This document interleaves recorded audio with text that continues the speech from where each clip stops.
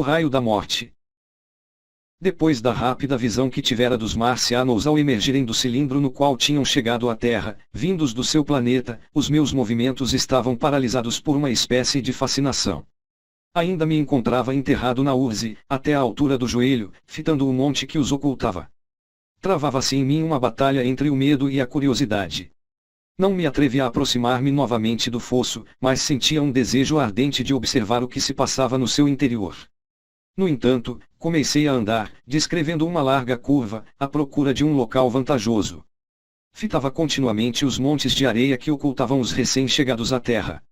Um feixe de espessos chicotes pretos, como os braços de um polvo, reluziu à luz do ocaso e ocultou-se imediatamente e, mais tarde, ergueu-se uma vara delgada que exibia na extremidade um disco circular que girava com um movimento vacilante. De que poderia tratar-se? A maioria dos espectadores reunirá-se num ou dois grupos, um deles constituído por uma pequena multidão que se dirigia para Woking, outro por pessoas que se encaminhavam para Chobão. Era evidente que todos partilhavam o meu conflito mental. Havia poucas pessoas ao pé de mim. Aproximei-me de um homem, verifiquei que era meu vizinho, embora desconhecesse o seu nome e abordei-o. Mas havia pouco tempo para conversarmos. Que feios animais! Exclamou. Meu Deus! Que feios animais! Repetia incessantemente. Vi um homem no fosso. Perguntei. Não me respondeu. Ficamos em silêncio, e durante algum tempo, lado a lado, gozando, creio, de um certo conforto pela companhia que nos faceamos mutuamente, observamos o que se passava. Em seguida, mudei de posição e escalei um pequeno outeiro que me dava a vantagem de 1 metro ou mais de elevação, e quando olhei para o meu vizinho vi-o encaminhar-se na direção de Woking. Caiu o crepúsculo antes de acontecer mais alguma coisa. Ao longe, à esquerda, a multidão que se dirigia para Woking ia desaparecendo e ouvia agora débeis murmúrios provindos dela. O pequeno grupo de pessoas que se encaminhava para Chobão dispersou-se. Quase não havia indícios de movimento no fosso. Foi isto, mais do que qualquer outra coisa, que insuflou coragem às pessoas, e creio que os recém-chegados de Woking também contribuíram para restaurar a confiança. De qualquer modo, quando se fez crepúsculo começou um movimento lento, intermitente, nos areais, um movimento que pareceu ganhar forças. Nas imediações do cilindro, a calma do entardecer não fora quebrada. Começaram a avançar figuras negras, em grupos de 2 ou 3, paravam, observavam e tornavam a avançar, distribuindo-se num delgado crescente e irregular que parecia envolver o fosso entre as suas extremidades adelgaçadas. Comecei também a andar em direção ao fosso. Em seguida, vi alguns cocheiros e outros homens que se dirigiam corajosamente para os areais e ouvi um tropel de cascos e o chiar de rodas. Vi um rapaz que empurrava o carrinho de maçãs.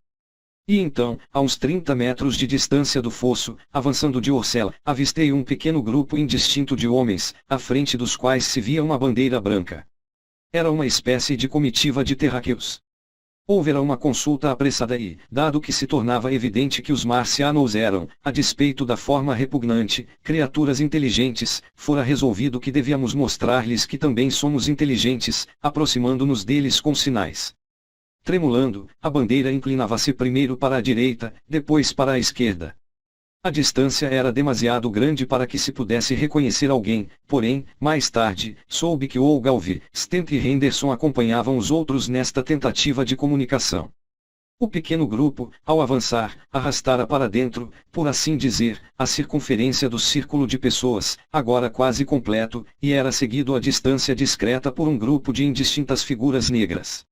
De súbito, verificou-se uma explosão de luz, e uma certa quantidade de fumaça luminosa esverdeada saiu do fosso em 3 baforadas distintas, as quais subiram no ar calmo, direitas, uma após outra. Esta fumaça, ou chamas, pois talvez fosse esta a palavra apropriada, era tão brilhante que o céu azul escuro e a superfície enevoada do baldio castanho, para os lados de Chertsey, plantada de pinheiros escuros, pareceram escurecer bruscamente quando as baforadas se ergueram, e ficar mais escuros depois de se terem dispersado. Ao mesmo tempo, ouviu-se um fraco som sibilante.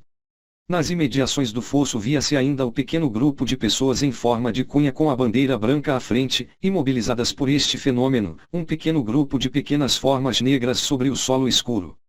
Quando a fumaça verde subiu, os seus rostos foram iluminados de verde claro e desvaneceram-se novamente quando se dispersou. Então, lentamente, o som sibilante deu lugar a um zunido, um ruído prolongado, alto, monótono. Vagarosamente, saiu do fosso uma forma corcovada e o fantasma de um clarão de luz pareceu chamejar dela. Em seguida relâmpagos de chama real, um clarão brilhante pulando de um para o outro, brotaram do grupo disperso de homens. Era como se um jato invisível colidisse com eles e os transformasse de súbito em chamas brancas. Como se cada homem se incendiasse brusca e momentaneamente. Depois, à luz da sua própria destruição, vi-os a cambalear e a cair e os seus acompanhantes voltaram-se e começaram a correr. Fiquei estarrecido, sem compreender que isto significava a morte pulando de homem para homem naquela pequena multidão, ao longe. Apenas sentia que se tratava de alguma coisa perigosamente estranha. Um relâmpago quase silencioso e ofuscante e um homem caiu e ficou imóvel e, quando o raio invisível de calor passou por eles, os pinheiros começaram a arder e todos os arbastos secos de tojo tornaram-se, com um ruído surdo, numa massa em chamas. E mais longe, para os lados de Knafil, observei a rápida inflamação das árvores, sebes e casas de madeira. Esta morte em chamas, esta espada de calor invisível e inevitável, propagava-se rápida e regularmente. Apercebi-me de que se aproximava de mim ao ver os arbastos começarem a arder quando ela lhes tocava. Estava demasiado perplexo e estupefacto para me mover. Ouvi o ruído produzido pelo fogo nos fossos de areia e o súbito relincho de um cavalo, que se calou bruscamente.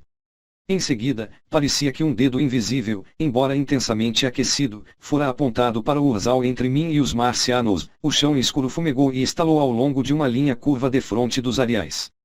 Caiu alguma coisa com estrondo, muito longe, à esquerda, onde a estrada que vem da direção de Woking desemboca no baldio. Em seguida, o som sibilante e os unidos cessaram e o objeto negro, parecido com uma cúpula, afundou-se lentamente e desapareceu no fosso. Tudo isto acontecera com uma tal rapidez que fiquei paralisado, ensurdecido e cego pelos relâmpagos. Se aquela morte se tivesse propagado num círculo maior eu teria sido, inevitavelmente, aniquilado.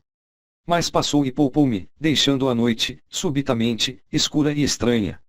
O baldio ondulante parecia agora completamente sombrio, com exceção dos tons cinzento e claro das vareidas sob o céu azul escuro do princípio da noite.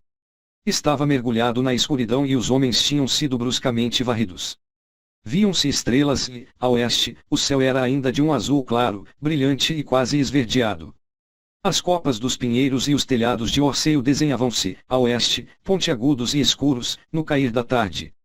Os marcianos e os seus apetrechos continuavam invisíveis, salvo o delgado poste sobre o qual o seu espelho girava continuamente.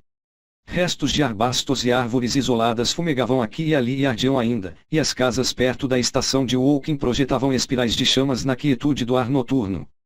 Nada se modificara salvo aquilo e um espanto terrível. O pequeno grupo de manchas negras com a bandeira da paz fora aniquilado e a tranquilidade da tarde, ao que me parecia, mal fora quebrada. Apercebi-me de que me encontrava neste baldio escuro, abandonado, desprotegido e só. De súbito, algo se abateu sobre mim o medo. Voltei-me, penosamente, e comecei a correr, cambaleando, através do urzal. O medo que me dominava não era racional, mas um pânico provocado não apenas pelos marcianos, como também pela escuridão e pela quietude que me cercavam. Deprimia-me de tal modo que corri, chorando silenciosamente como o faria uma criança. Já não me atrevia a olhar para trás. Lembro-me de sentir uma convicção extraordinariamente profunda de que estavam a brincar comigo, de que agora, quase a alcançar a segurança, esta morte misteriosa tão rápida como a passagem da luz correria atrás de mim, desde o fosso, perto do cilindro, e me abateria como aos outros.